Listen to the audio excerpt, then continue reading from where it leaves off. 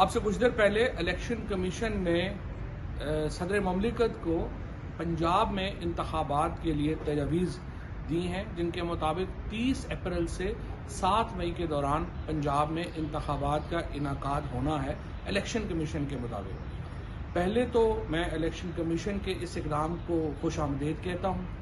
ہم یہ سمجھتے ہیں کہ الیکشن کمیشن نے سپریم کورٹ کے حکم کے اوپر عمل درآمد کی طرف صحیح قدم اٹھایا ہے۔ سپریم کورٹ نے اپنے حکم میں یہ کہا تھا کہ الیکشن کمیشن اور صدر 90 دن کی مدت سے آگے جا سکتے ہیں، لیکن لفظ استعمال کیا تھا بیئر منیمم، یعنی کم از کم جو مدت ہے اس سے آگے جائے، اس سے آگے نہ جائے۔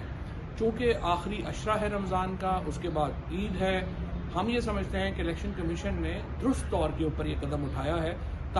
حتمی تاریخ کا فیصلہ صدر مملکت نے کرنا ہے، اور میں پوری قوم کو اور مبارکباد دینا چاہتا ہوں۔ تحریک انصاف کی یہ کامیابی ہے، عوام کی یہ کامیابی ہے، اور سب سے بڑھ کر پاکستان کے آئین کی کامیابی ہے۔